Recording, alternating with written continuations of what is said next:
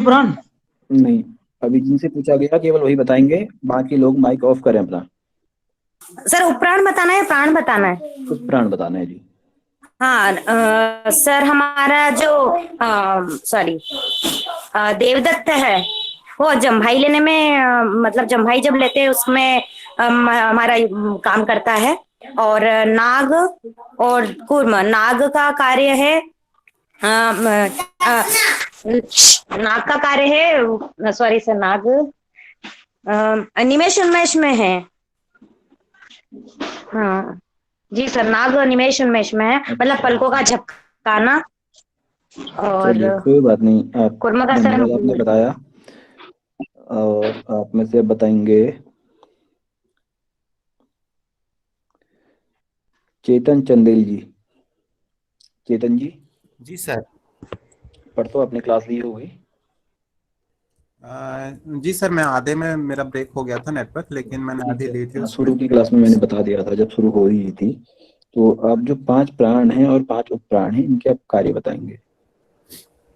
जी, 5 जो मुख्य प्राण है वो है प्राण, अपान, उदान, समान, व्यान। और उपप्राण है नाग, कुर्म, कृकल, देवदत्त, देवदत्त और धनंजय।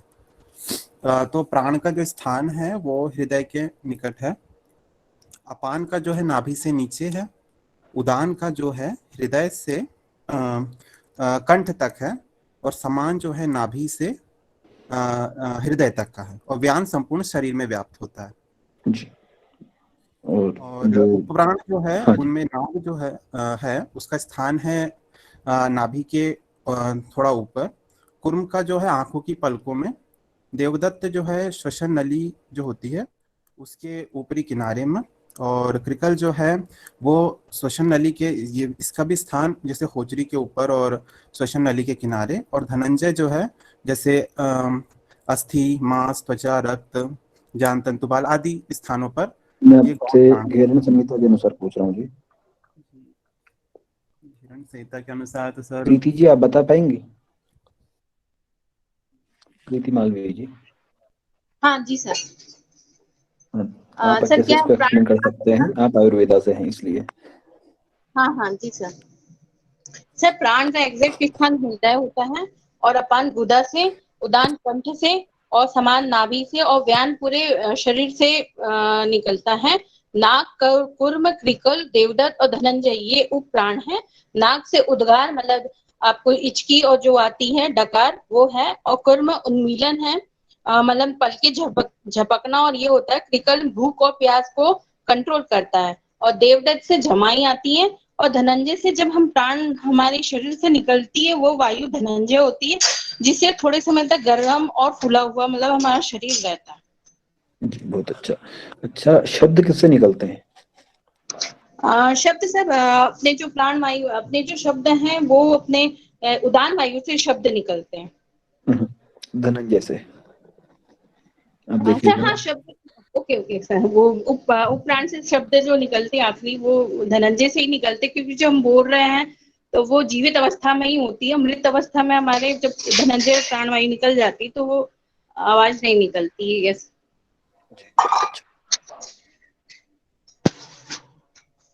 चलिए अब आज तो की सर कक्षा मैं को एक शुरू चीज करते पूछना चाहूंगी। हैं। हाँ जी। जी, धनंजय के बारे में मैंने सुना है कि ये प्राण मृत्यु के बाद भी शरीर में व्याप्त रहती है। जी। और शरीर को जब मतलब सड़न का जो कार्य होता है वो धनंजय प्राण के द्वारा ही होता हाँ है। जी, मैंने भी बताया था जी। कि जब तक शरीर रहता है तब तक शरीर के होने तक पूरा रहेगा वो। अच्छा। शरीर की समाप्ति पर ही वो समाप्त होगा। जी।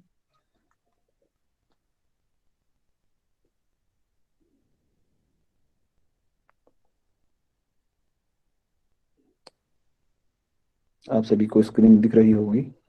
अब हम आज की कक्षा को शुरू करते हैं। आप लोग पढ़िए, जहाँ पे कोई समस्या आती है आप लोग बताएं, उसका अभी निदान किया जाएगा। आप लोग कॉल कर सकते हैं, व्हाट्सएप कर सकते हैं।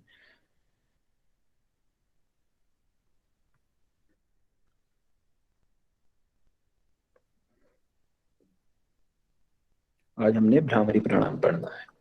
तो आप में से कोई एक जना माइक ऑन करके बताए कि जो आपने भ्रामरी पढ़ा था हठयोग प्रदीपिका में, वो कैसा था, उसमें क्या बताया गया? और मैं बताऊं? बताएं। सर जो भ्रामरी में जब हम पूरक करते हैं तो उसमें जो मेल भ्रमर की आवाज होती है गुंजा की, वो होती है, और रेचन में फीमेल भंवरे की जैसी आवाज होती है, भंवरी के जैसी। और बस ये डिफरेंस है सर इसमें। बाकी इसका फल वगैरह भी कुछ बताया होगा। सर ये मतलब जो नॉर्मल सुखासन है उसमें बैठ के इसके मुच्छड मतलब आंखों जो इसमें पंच वो उसका वो बात की गई है कि कान, आंख और नाक को वो करना है उंगली के थ्रू। षडमुखी इसका मुद्रा इसका फल बनाते क्या हैं बताया? सर। सर सर जी आपसे नहीं पूछा, आप अपना माइक ऑफ करें। हाँ जी प्रीति जी आप बताएं कि जो इसमें इसका फल है वो क्या बताया गया है हठयोग प्रदीपी का। सर इसका फल जो इसमें भ्रामरी प्राणायाम के द्वारा सर एक मिनट सर मतलब कांति में मतलब जो कामदेव की जैसी कामदेव की जैसी वो हो जाती है सर, अपनी शारीरिक गति हो और जाती। और भी कुछ सर बताया था उसमें? हाँ और भी कुछ बताया है? चित्त में आनंद प्राप्त होता है, चित्ते हाँ जाता सर, काचित आनंद लीला, ऐसा बताया है। चित्त में आनंद प्राप्त होता है सर, मुख्य रूप से ये आनंद इसका की फल है बहुत कि अच्छी इसमें उत्पत्ति, जो है चित्त में आनंद की प्राप्ति होती है, ये आनंद की इसका फल बताया। उत्पत्ति। यस हाँ यस जी। सर। तो नाम आप लोगों ने ये जो है भ्रामरी प्राणायाम आपने वहाँ हठयोग प्रदीपिका में पढ़ा है। तो विधि आपकी जो है आप लोग प्रैक्टिकल जो करेंगे आप लोग हठयोग प्रदीपिका के अनुसार ही करेंगे इसका। उसमें ज्यादा इसका सटीक वर्णन है कि कैसे करना है। यहाँ पर उन्होंने ऐसा बताया नहीं कि इसमें भौरे की जैसी आवाज देनी है, भौरे की जैसी आवाज छोड़नी है। इसमें केवल उन्होंने जो बताया मैं आपको वो बता देता हूँ। पर आप जब आप प्रैक्टिकल करेंगे तो आप उसके अकॉर्डिंग कीजिएगा। तो कह रहे हैं अर्धरात्रे गते योगी जंतु नाम शब्द वर्जिते कर्णोपिधाय हस्ताभ्याम पूरयात् पूरक कुंभकम।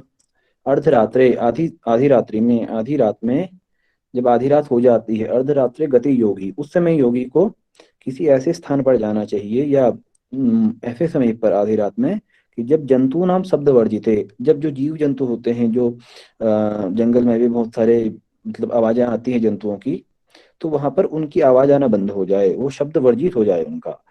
वहां पर आपको किसी भी प्रकार की कोई ध्वनि ना सुनाई दे और जो है वहां का वातावरण बिल्कुल शांत हो। ऐसे स्थान पर व्यक्ति को आधी रात में योगी को दोनों कानों को दोनों हाथों को अपने कान में रखें। तो कर्णों पिधाय, दोनों हाथों से अपने कान को बंद करें और ऐसा करने के बाद कुर्यात पूरक कुंभकम, फिर आपको श्वास लेना है और कुंभक करना है। आधी रात में किसी ऐसे स्थान पर जाए या जो योगी का स्थान बताया हठयोग प्रदीपिका में या घेरण संहिता में, उस स्थान पर जब सारे जंतुओं का, सारे कीड़े मकोड़ों का, सारे जो जीव हैं उनका शब्द बंद हो जाता है, वो किसी भी प्रकार की आवाज करना बंद कर देते हैं, उस समय में दोनों हाथों को अपने कानों पर रखें और अपने कानों को बंद करें और उसके बाद आपको श्वास लेना है और कुंभक करना है। इसके बाद से श्रोणुयात दक्षिणी कर्णे नादम अंतर्गतम शुभम, और उसके बाद से कि अपने दाहिने कान से, श्रुयात दक्षिणे कर्णे, दाहिने कान से आपको अनेक प्रकार के जो, ये तो आपकी शुरू की अवस्था बताई कि आपको किस प्रकार से करना है, लेकिन जब आपकी मतलब ये जो विधि बताई है ये आपको विधि बताई है करने की शुरू में, तो ये जो आगे बता रहे हैं इसके बाद ये तब की अवस्था है जब आपका ये जो भ्रामरी प्राणायाम है सिद्ध हो जाएगा। ये वाली अवस्था भ्रामरी प्राणायाम के सिद्ध होने के बाद कह रहे श्रुणुयात दक्षिणे कर्णे, तब आपको अपने दाहिने कान से नादम अंतर्गतम शुभम, जो आपके कानों में नाद प्रवेश कर रहा होगा, बहुत शुभ नाद, बहुत मंगलकारी नाद, बहुत चित्त को आनंद देने वाला ऐसा नाद, ऐसी ध्वनि आपको अपने दाहिने कान से सुननी है या आपको ऐसे अपने दाहिने कान से सुनाई पड़ती है, सुनाई देंगी। ये तभी सुनाई देंगी, अभी आप ऐसा करेंगे तो आपको नहीं सुनाई देगा। उसके लिए पहले आपको एकाग्रता चाहिए होगी, आपको यम नियम का पालन करना होगा। आप जब योग सिद्धि के लायक हो जाएंगे तब जाके आपको ये चीजें सब अनुभव होंगी।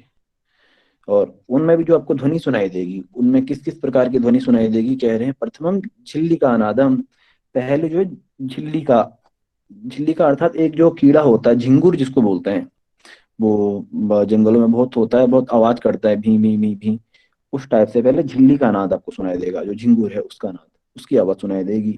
इसके बाद कह रहे वंशी नादम ततः परम, ततः परम, उसके बाद आपको वंशी, आपको जो बांसुरी है उसकी आवाज सुनाई देगी। मेघ झरझर भ्रमरी घंटा कांश्यम च ततः परम, उसके बाद आपको मेघ माने बादलों की आवाज सुनाई देगी। झरझर, झरझर आवाज झरने की आती है, तो झरने की आवाज, फिर भ्रमरी भंवरों की आवाज आपको भी सुनाई देगी। उसके बाद आपके कानों में घंटे की ध्वनि, कांस्य, कांसे के जो बर्तन होते हैं, जैसे वो मजीरा इत्यादि जो बजाते हैं, ये सब कांसे उसमें आ जाता है। तो घंटा, फिर कांसे के बर्तनों की आवाज भी आपको सुनाई देगी। उसके बाद से तुरी भेरी मृदंगादि निनादा नेक दुंदुभि, और उसके बाद में आपको तुरई की, जो तुरई बजाते हैं उसकी आवाज, भेरी, भेरी जानते हैं आप लोग? नहीं।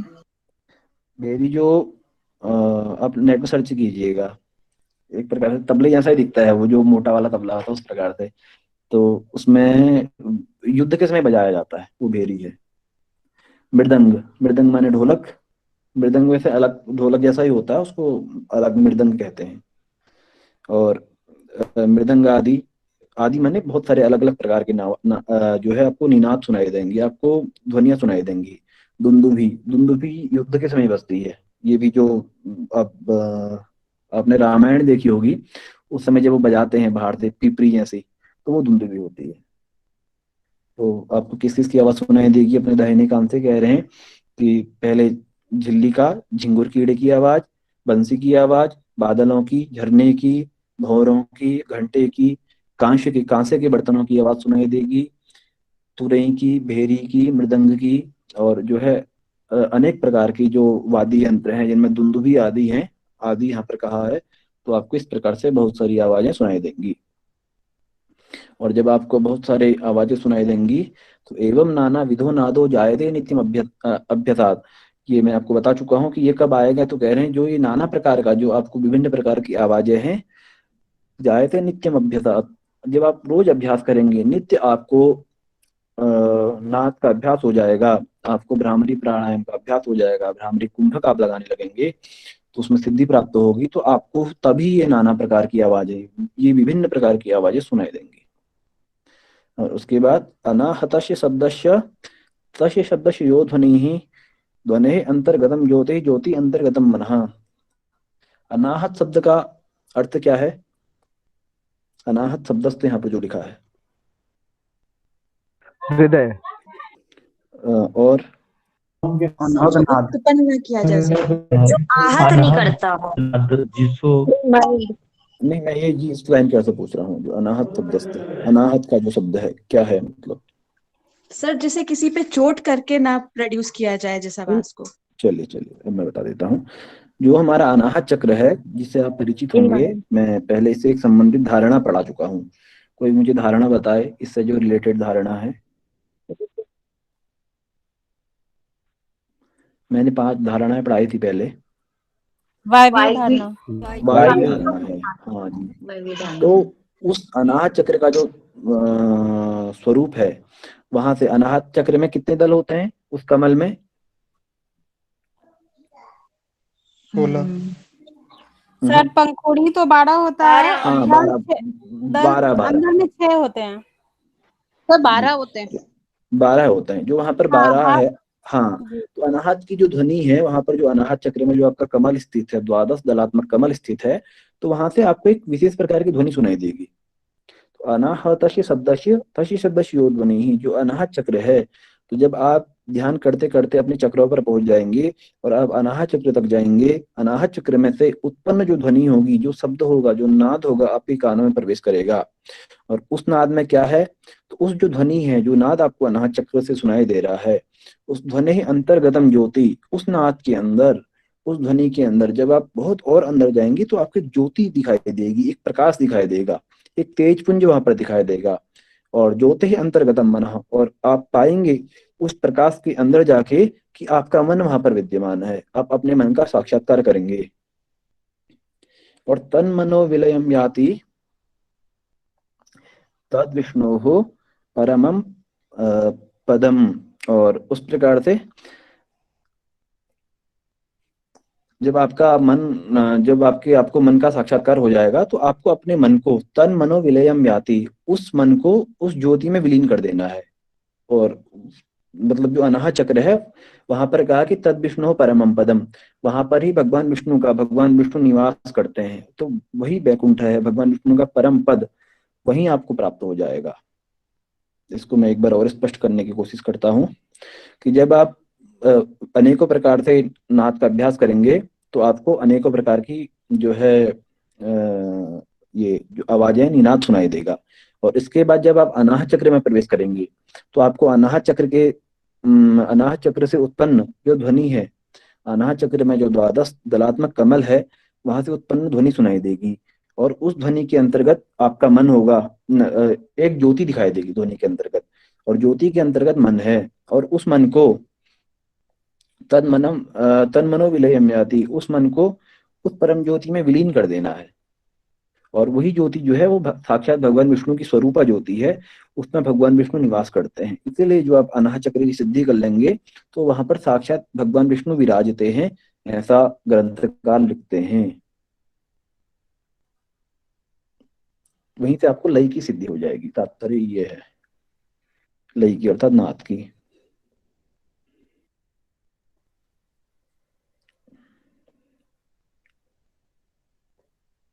एवं भ्रामरी संसिद्धि समाधि सिद्धि में आपनुयात, इस प्रकार से जब आप भ्रामरी की सिद्धि कर लेंगे, जब आप परम विष्णु के पद को पा लेंगे तो आपकी भ्रामरी की संसिद्धि हो जाएगी। और भ्रामरी की सिद्धि होने के बाद समाधि सिद्धि में आपनुयात, आपको समाधि भी प्राप्त हो जाएगी। यहाँ तक तो भ्रामरी का था। इसके बाद से कहते हैं जपात अष्टगुणम ध्यानम ध्यानात अष्टगुणम तपः तपसो अष्टगुणम गानम गानात पर तरम नहीं। जो जप है, जो हम लोग जप करते हैं, चाहे बीज मंत्रों का हो अथवा किसी भी मंत्र का हो, उससे का 8 गुना श्रेष्ठ ध्यान है। आप ध्यान करेंगे तो आपको जप से ज्यादा 8 गुना ज्यादा फल मिलेगा। ध्यानात अष्टगुणम तपः, और उस ध्यान से 8 गुना ज्यादा फल का तप का है, तपस्या का है। और तपसो अष्टगुणम गानम, और तपस्या से भी 8 गुना ज्यादा जो फल है वो गान का है, गायन का है।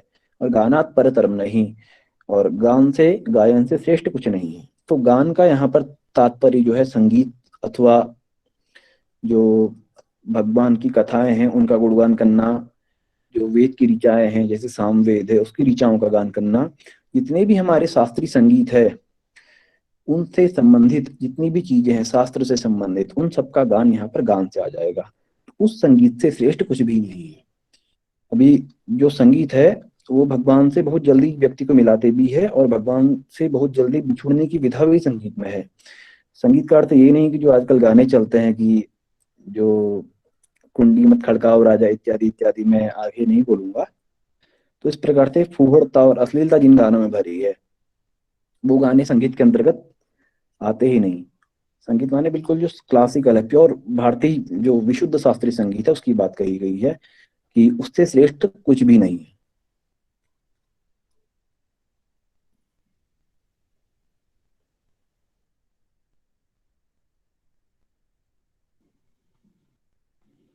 सर लास्ट लाइन फिर एक बार रिपीट करेंगे क्या आप? बिल्कुल, ये वाली जी सर,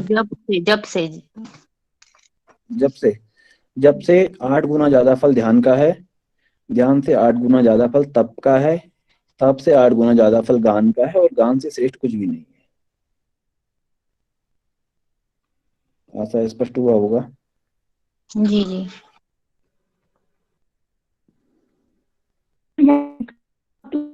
अब बाकी आपके प्रश्न बाद में लूंगा, आप थोड़ा माइक ऑफ करें। मूर्छा प्राणायाम, आज हमें प्राणायाम को खत्म करना है, 8 बजने वाला है। मूर्छा का अर्थ क्या होता है? बेहोशी। जी, पर यहाँ पर जो मूर्छा का अर्थ है वो भी एक प्रकार से अब बेहोशी उसको कह लें, पर वैसी अवस्था है उसमें आपको बेहोश नहीं होना है, उसमें आपको चिंतन अथवा कुछ जिसकी आप साधना कर रहे वो करना है। तो बेहोशी जैसी आप अवस्था मान सकते हैं, पर वहां तो हम बिल्कुल होश में नहीं रहते। यहाँ पर यह है कि विषयों को अपने मन में नहीं रखना है। जो सांसारिक विषय हैं वह हो समय नहीं होनी चाहिए, यहाँ पर इसका अर्थ है। तो इसकी जो आप किसी भी अवस्था में बैठे हैं, सुखासन, सिद्धासन, पद्मासन, भद्रासन इत्यादि में बैठ करके सुखेन कुंभकम कृत्वा, सुख पूर्वक यानी आराम से कुंभक करें।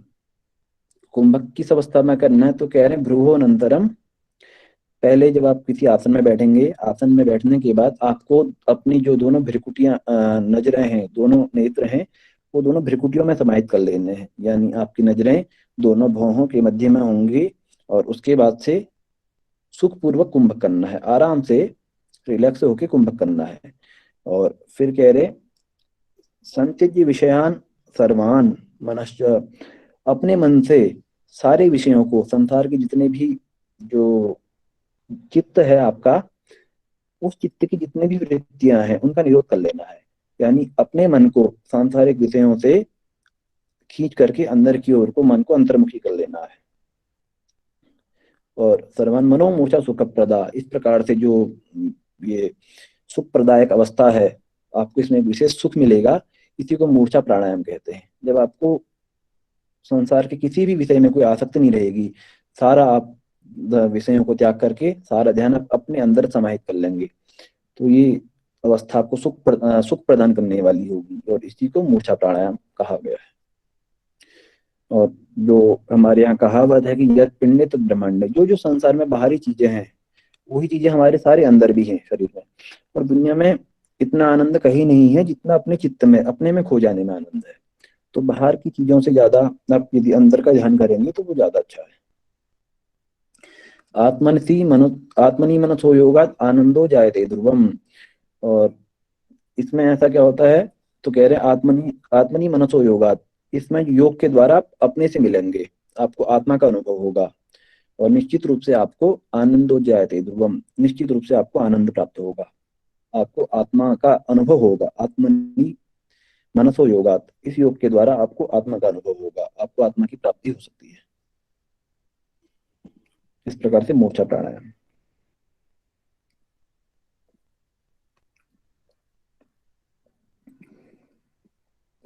केवली प्राणायाम इसका अंतिम प्राणायाम है और बहुत इंपॉर्टेंट प्राणायाम है।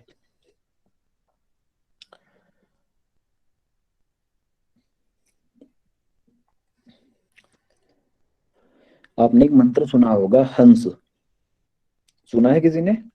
जी सर सुना है। किस प्राणायाम में सुना, किस मुद्रा में सुना? योग मुद्रा। योग मुद्रा में, ये योनि मुद्रा सर, योनि मुद्रा। योनि मुद्रा में। क्लास में एक ही लोग पढ़ते हैं क्या? दो तीन ही लोग हैं जो पढ़ने वाले, एक ही राजेश जी हैं, दो लोग और उत्तर देते हैं, बाकी तो मुझे कोई लगता नहीं कि। चलिए आपकी मर्जी है, आप पढ़े ना पढ़े, हमारा काम हम कर रहे हैं, बाकी आपका काम आप जाने। तो जो हंस मंत्र है उसमें सोहम सोहम उच्चारण होता है, और उसी की बात यहाँ पर कही गई है। तो कह रहे हकारेण बहिर्याति सकारेण विषेत पुनः, जो आपकी श्वास है, जब आप श्वास को बाहर को छोड़ेंगे तो हकारेण बहिर्याति, उस समय श्वास के बाहर निकलते समय आपको हकार का उच्चारण करना है, और जब आप श्वास को ग्रहण कर रहे हैं, पूरक कर रहे हैं, तो उस समय सकार का। और 60 शतानि दिवारात्रौ सहस्त्राण्येक विंशति ही, एक विंशति माने 21, सहस्त्र माने 1000, और 60 शतानी माने 60 माने 6, और 100 माने 100, 60 शतानी माने 600। तो हम 24 घंटे में कितनी सांस लेते हैं, कोई बता सकता है? 21,600। बिल्कुल 21,600 बार। एक मिनट में हम लगभग 15 सांस लेते हैं, और इसी से आप कैलकुलेट कर लीजिए 24 घंटे में हम जो सांस लेंगे, तो वो जी माइक ऑफ करें अपना, 24 घंटे में हम 21,600 सांस लेंगे। तो उस प्रकार से कि जब हम श्वास को बाहर छोड़ेंगे हमको हौ का उच्चारण करना है, और श्वास लेते समय सौ का। तो जब 24 घंटे हम श्वास लेंगे, श्वास छोड़ेंगे, तो हमें 21,600 बार इसका उच्चारण हो जाएगा, सोहम का। तो इसको कहते हैं अजपा नाम गायत्री जीवो जपति सर्वदा। इस गायत्री का, गायत्री माने जप से तात्पर्य है, गायत्री माने गायत्री मंत्र नहीं है, गायत्री भी अलग अलग प्रकार की होती है। जैसे राम गायत्री जो है, सूर्य गायत्री होती है, शिव गायत्री होती है, अब जानते होंगे, ओम तत्पुरुषाय विद्महे महादेवाय धीमहि तन्नो रुद्रः प्रचोदयात्, ये शिव गायत्री है। तो जो यहाँ पर जो गायत्री है इसको सोहम गायत्री बोलते हैं। अजपा, अजपा माने जप करने वाली। तो जीवो जपति सर्वदा, यदि इस प्रकार से व्यक्ति करेगा कि हर समय श्वास को बाहर लेते समय हम का उच्चारण और श्वास को छोड़ते समय सो का उच्चारण, तो वो 21,600 बार एक दिन में सोहम सोहम का उच्चारण करेगा, जितनी बार वो श्वास लेगा। और इसी को अजपा नाम गायत्री जीवो जपति सर्वदा। इस अवस्था में जो व्यक्ति है, तो जो जीव है, वो इस अजपा नाम गायत्री का उच्चारण करता है। और इस गायत्री को जपने से क्या होगा, तो मूलाधारे यथा हंस तथा ही हृदय पंकजे तथा नासा पुटत बंदे त्रिभिर हंस समागम। यहाँ पर 3 चीजों का समागम होता है, 3 चीजें मिलती हैं इस हंस मंत्र के द्वारा। हंस के द्वारा, हंस माने सो और हम।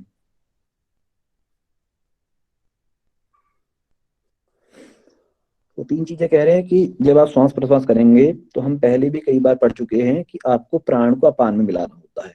आपकी जो प्राण वायु है, जो श्वास है, उसको आप अपान वायु यानी मूलाधार चक्र तक भी आप अपनी वायु को मिलाएं। तो आप श्वास लेंगे, इतना गहरा श्वास लेंगे कि आपके मूलाधार चक्र तक वो श्वास जाएगा। और अब जब आप श्वास छोड़ेंगे तो मूलाधार चक्र से ही वो श्वास वापस आएगा। तो इस अवस्था में आपका मूलाधार चक्र भी एक प्रकार से श्वास ले रहा है। आपका जो है माने हृदय में जो चक्र है, अनाहत चक्र, वो भी श्वास ले रहा है। और जो आपके दोनों नाक है, वहां से भी आपका श्वास का आवागमन हो रहा है। तो इस अवस्था में मूलाधार में, अनाहत में, और जो तीनों नाक है, यानी ईड़ा और दोनों नाक है, ईड़ा और पिंगला, इन तीनों का समागम होगा, त्रिभी हंस समागम। इस हंस मंत्र के द्वारा आपके मूलाधार चक्र का, आपके अनाहत चक्र का और आपके दोनों नासापुटों का, ईड़ा और पिंगला का समागम यानी मिल जाएंगे। तो ये जो प्राण वायु है, आपकी इन तीनों चक्रों को, तीनों स्थानों को मिलाने वाली ये जो है अजपा नामक गायत्री, ये हंस नामक मंत्र यहाँ पर ऐसा काम करता है। अब इसके आगे बताते हैं कि सर्णवत्यंगुली मानम शरीरम कर्म रूपकम। आप में से किसी को संस्कृत की गिनती आती है? जी आचार्य जी, 20 तक आती है जी। 20 तक आती है जी। इससे आगे किसी को आती है 100 तक?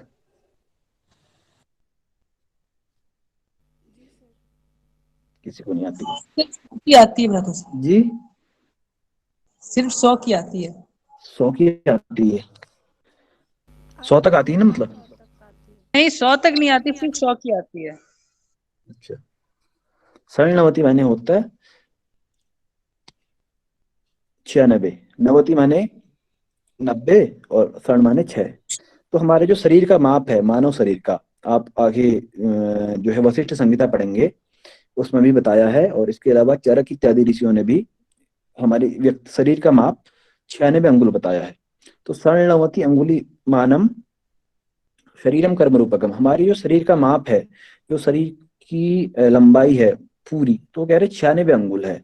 96 अंगुल माने आप जो है एक हाथ आपका 5 अंगुल का होता है, तो वही 5 अंगुल यदि आप गिनेंगे तो पूरा 96 अंगुल का आपका शरीर होगा।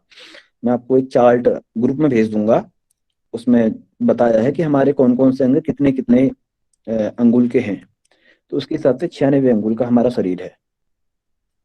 इसमें क्या होता है कि देहात बहिर्गतो वायु स्वभाव 12 अंगुली, जब हम अपने शरीर से प्राण वायु को बाहर को छोड़ते हैं, तो वो वायु जब शरीर से बाहर निकलती है, आप लोग हाथ लगाइएगा, नाक से लगभग 12 अंगुली तक वो वायु बाहर निकलती है।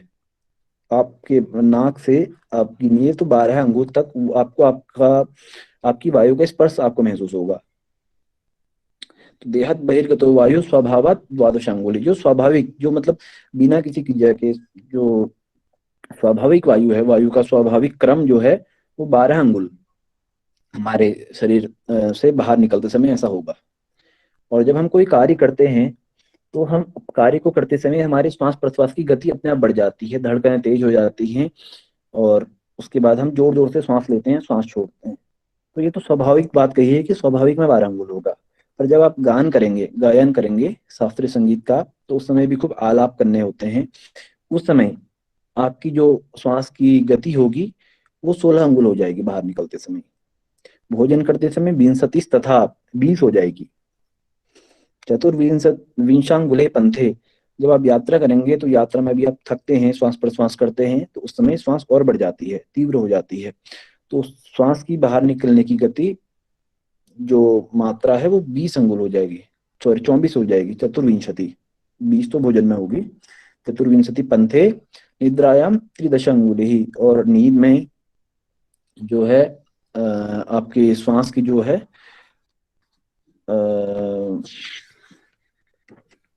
मतलब बाहर निकलने का वो 30 अंगुल हो जाएगा। त्रिदश माने 3 और 10, तो 3 यहाँ पे गुणा वाला हिसाब होता है। 3 शतांगुली, 30 अंगुल आपकी नींद में हो जाएगी, 3 शतांगुली। मैथुने 60 उत्तम, जब मैथुन करेंगे तो मैथुन में और अधिक ऊर्जा लगती है, उस समय 36 अंगुल वायु का प्रश्वास बाहर को होगा। व्यायाम में चतुर्दिकम, और व्यायाम करते समय श्वास और भी ज्यादा लेना और छोड़ना होता है, तो उस समय श्वास और गहरा हो जाता है, तो उस समय 36 अंगुल से भी ज्यादा आपकी श्वास की गति बाहर को हो जाएगी। फिर एक बार मैं यहाँ तक समझाता हूँ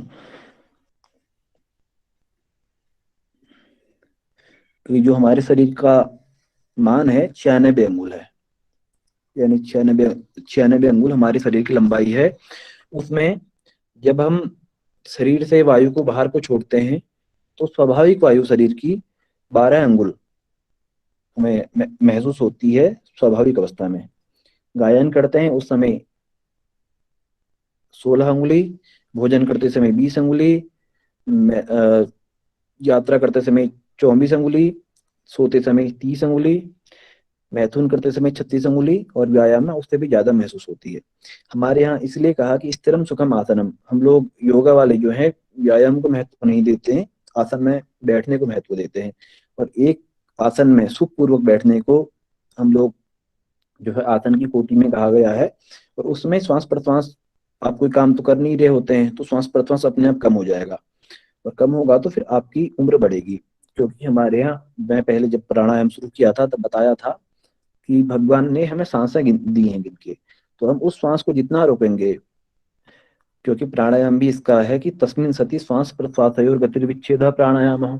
जब आप आसन में बैठेंगे तो आसन में बैठने के बाद श्वास प्रश्वास की गति का विच्छेद कर देना, उस श्वास प्रश्वास को रोक देना, वो आसन है, वो प्राणायाम है।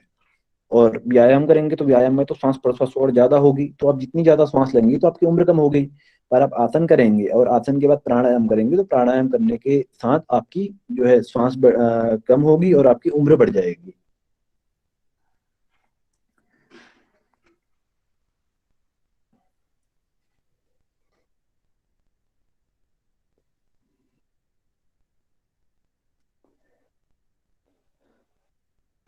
जो श्वास की स्वाभाविक गति है वो 12 अंगुल मैंने बताई थी पहले। तो यदि श्वास की गति स्वाभाविक गति न्यूने परमायु वर्धते, यदि श्वास की गति 12 अंगुल से भी कम महसूस होती है, 12 अंगुल से भी कम हो जाए, हम हाफ नहीं रहे होते हैं और हमारा श्वास सामान्य से भी कम है, तो हमारी आयु बढ़ेगी।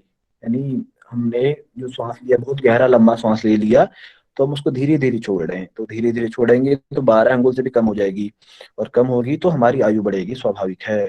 और यदि श्वास 12 अंगुल से ज्यादा होगी गायन में, नृत्य में, व्यायाम में, मैथुन में, भोजन में, यात्रा में, तो उस समय श्वास की गति बढ़ेगी, सामान्य से अधिक बढ़ेगी, और उससे हमारा आयु का क्षरण होगा, आयु का नाश हो जाएगा।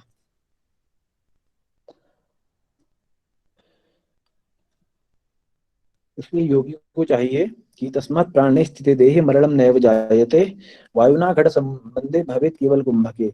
योगी के शरीर में जब तक प्राण है, जब तक प्राण वायु प्रवेश करती रहती है, तब तक उसका मरण नहीं हो पाता।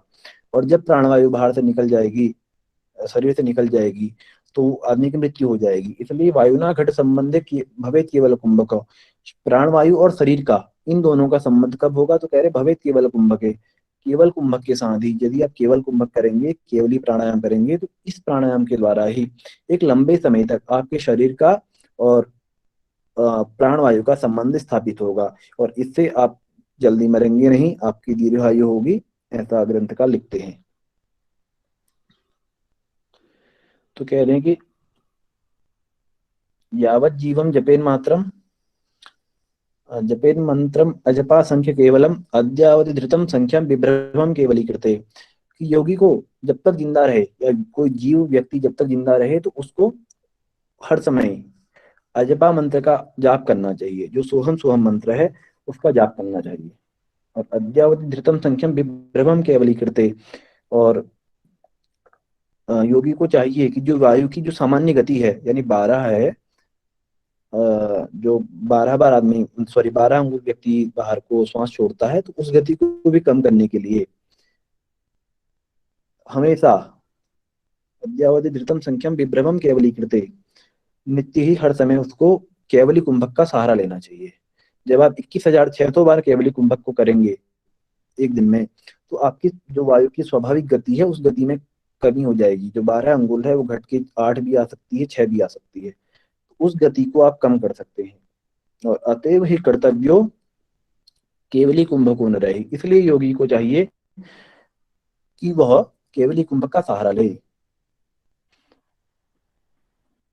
और केवली क्या जपा संख्या द्विगुणा च मनोन्मनी, जब केवली में जो आपका जप होगा, जपा जप होगा, वो द्विगुणित हो जाएगा। 21,600 जब आप जप करते हैं एक दिन में 24 घंटे में, तो उसका दोगुना करके आप यदि जप करने लगेंगे तो उस समय आपकी मनोन्मनी अवस्था, मनोन्मनी माने यहाँ पर जो है मनोन्मनी माने समाधि भी होता है, और मनोन्मनी माने मन को आनंद देने वाली ऐसी अवस्था आपको प्राप्त हो जाएगी। मन में उन्माद ला देने वाली, मन में जो है एक उत्साह लाने वाली ऐसी अवस्था आपको प्राप्त होगी। मन में आपके आराम आएगा, आनंद आएगा जब आप इस केवली की संख्या को दुगुना कर देंगे।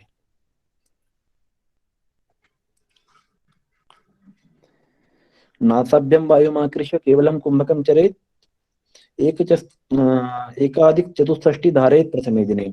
इसलिए योगी को चाहिए कि अपने दोनों नाकों से वायु का ग्रहण करे और केवली कुंभक का आचरण करे।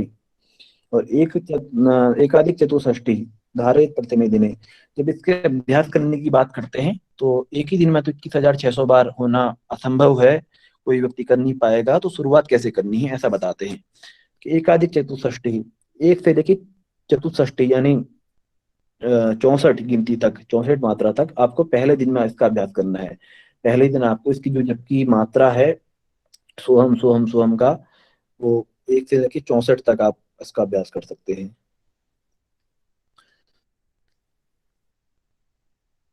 केवली अष्टधा कुर्यात यामे यामे दिने दिने, किसके समय करनी चाहिए? तो कह रहे हैं दिन के 8वां पहर में। अष्टधाम कुर्यात यामे च दिने दिने, दिन में एक दिन में 8 याम होते हैं, उन 8 पहरों में, 8 यामों में हर 8 समय में योगी को इस केवली कुंभक का अभ्यास करना चाहिए। यदि 8 बार व्यक्ति संभव नहीं है 8 यामों में, तो अथवा पंचधा कुर्यात, तो फिर आप दिन में 5 बार 24 घंटे में 5 बार इसका अभ्यास कर सकते हैं।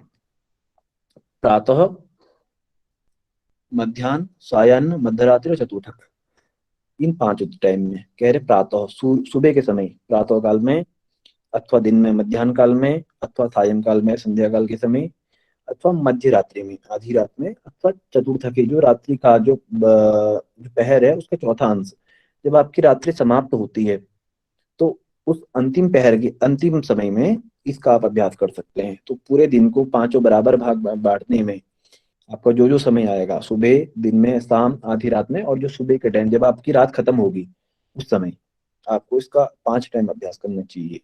यदि 5 टाइम अभ्यास करने में भी आप समर्थ नहीं है तो तीर्थन्यम अथवा कुर्यात समाने च दिने दिने, सममान माने बराबर मान में, आपको दिन को बराबर मान में मतलब 24 घंटे को बराबर डिवाइड कर लें, उस समय 3 काल में, 3 टाइम में आपको इसका अभ्यास करना चाहिए। जैसे सुबह, सायंकाल और जो रात्रि का अंतिम पहर यानी सुबह के टाइम पे, जो रात्रि जब रहती है उस समय इसका अभ्यास करना चाहिए। पंचवारम दिने वृद्धि वारे कम च दिने तथा, और जो आपकी श्वास की गिनती बताई है उनमें वृद्धि कैसे करें? तो जैसे पहले बताया कि चतुष्षष्टि करना है, 64 बार करना है, तो उसमें 5-5 रोज जोड़ देना है। तो एक बार में, दिन में एक बार में 5-5 आप उसको, उस मात्रा को बढ़ाते रहें सोहम सोहम की। तो एक दिन में 5 इसकी वृद्धि करनी है, 5 संख्या। अजपा परिणामम च यावत सिद्धि प्रजायते। और इस प्रकार से जो अजपा जप है, इसको करने से, इसके परिणाम से व्यक्ति को अजपा मंत्र की सिद्धि प्राप्त होती है, सोहम सोहम की सिद्धि प्राप्त हो जाएगी इस जप करने से। और प्राणायामम केवलिम च तदा वदति योगविद। जब आप इसकी सिद्धि कर लेंगे, इस केवली कुंभक की सिद्धि करेंगे, तो उस समय तभी आप तदा वदति योगविद, योगविद यानी योग को जानने वाले होंगे, योगी कहे जाएंगे। वास्तविक अर्थों में योगी आप तभी कहे जाएंगे जब आप केवली कुंभक को जानने लगेंगे। और केवले कुंभके सिद्धे किमने सिद्धेति भूतले। और इससे, इसका अधिक, जो सबसे अधिक फल बता दिया, तो कहा कि केवली कुंभक सिद्ध होने पर इस संसार में क्या कुछ सिद्ध नहीं हो जाता, अर्थात व्यक्ति की सारी सिद्धियां उसकी वश में हो जाती हैं, उसकी मुट्ठी में हो जाती हैं। तो केवली कुंभक को सिद्ध करने से सारी इच्छाएं व्यक्ति की पूर्ण हो जाती हैं। पहले मैं एक बार इसको और समझा देता हूँ। अभी तक मैंने बुक वाली लैंग्वेज समझाई थी, अब मैं इसको सरल शब्दों में समझाता हूँ। इसमें जो कह रहे हैं कि सोहम सोहम एक मंत्र है, इस सोहम मंत्र का दिन में आप जितनी बार श्वास लेते हैं, 21,600 बार हम लोग श्वास लेते हैं, उस समय हमें उसका जप करना है। तो सोहम सोहम का जप करेंगे तो हमारी श्वास भी सोह कहने पर या सो कहने पर श्वास लेंगे, हम कहने पर श्वास को छोड़ेंगे। तो 21,600 बार जप होगा और इस जप से हमें सारी सिद्धियां प्राप्त होंगी। और इसका जो मतलब मूल उद्देश्य है, तो कहते हैं कि जो तीनों चक्र है हमारे, मूलाधार चक्र और अनाहत चक्र और जो हमारी नासिका है, तो इन तीनों को मिलाने वाला ये जो केवली कुंभक है। और फिर आगे बताते हैं कि हमारे जो शरीर का मान है वो 96 अंगुली है, 96 अंगुली शरीर की लंबाई है। और जब हम शरीर से वायु को बाहर निकालते हैं तो उस समय वायु की स्वाभाविक गति 12 अंगुली रहती है। और उसके बाद आपने सुना होगा कि हम जितना काम करते हैं तो हमारी श्वास की गति बढ़ते रहती है। तो फिर वो श्वास बाहर निकालते समय श्वास की जो अब हवा है वो बढ़ते रहेगी। फिर गायन के समय, गाना गाते समय 16 अंगुली, भोजन के समय 20 अंगुली, यात्रा करते समय 24, सोते समय 30, मैथुन के समय 36 और व्यायाम में उससे भी ज्यादा हो जाएगी। आपकी श्वास फूलने लगती है कभी कभी व्यायाम में, ऐसा भी होगा। तो जब हम श्वास को ज्यादा छोड़ेंगे, बाहर को ज्यादा काम करेंगे, तो उस समय हमारी श्वास की गति बढ़ते रहेगी और हमारी आयु का क्षरण होगा, आयु का नाश होगा। तो जब वायु की जो गति है वो 12 अंगुली से भी, स्वाभाविक गति से भी कम हो जाएगी, उस समय हमारी आयु बढ़ेगी। और जब वायु की जो गति है स्वाभाविक आयु से, उसकी 12 अंगुली से भी अधिक होगी, तो हमारी आयु का क्षय होगा। इसलिए हमें चाहिए कि हम लोग केवली कुंभक करें और केवली कुंभक के द्वारा अपनी वायु को अपने शरीर में ही स्थापित करे रखें। और जब तक शरीर और प्राण वायु का संबंध है तो मृत्यु नहीं होगी। तो केवली कुंभक के द्वारा ही हमारे शरीर को और हमारी प्राण वायु को हम स्थापित कर सकते हैं, इन दोनों को जोड़े रख सकते हैं। केवली कुंभक के द्वारा ही ये सिद्ध होगा। और इसीलिए व्यक्ति को चाहिए कि वो अपनी श्वास की स्वाभाविक गति में कमी लाने के लिए केवली कुंभक का सहारा ले। और जब आप केवली में जो जप किया जाता है, अजपा जप, उसमें 21,600 बार किया जा रहा है, तो आप उसका दुगुना करेंगे तो आपको मनोमनी अवस्था सिद्ध होगी, आपके मन में आनंद प्राप्त होगा। और दोनों नाकों से अपने प्राण वायु को खींच करके केवली कुंभक का आचरण करें। और जब आप केवली कुंभक श्वास लेके रोकेंगे तो एकाधिक चतुष्षष्टि, आपको जो गिनती गिननी है उसी मात्रा में 1 से लेकर 64 तक प्रारंभ की अवस्था में प्रथम दिने सोहम सोहम को उच्चारण करना है। और एक दिन में आपको 8 बार करना है, 8 याम करना है 8 पैर में। यदि आप 8 पैर करने में संभव नहीं है तो आपको 5 पैर करना है। पांचों में भी मतलब आपको प्रातः, दिन सुबह, दिन में, सायंकाल, अर्धरात्रि में और रात्रि के अंतिम पहर में ऐसा आपको करना है केवली का आचरण, केवली का अभ्यास। और यदि आप 5 टाइम करने में भी संभव नहीं है आपको, तो आपको दिन में 3 टाइम इसका अभ्यास करना है।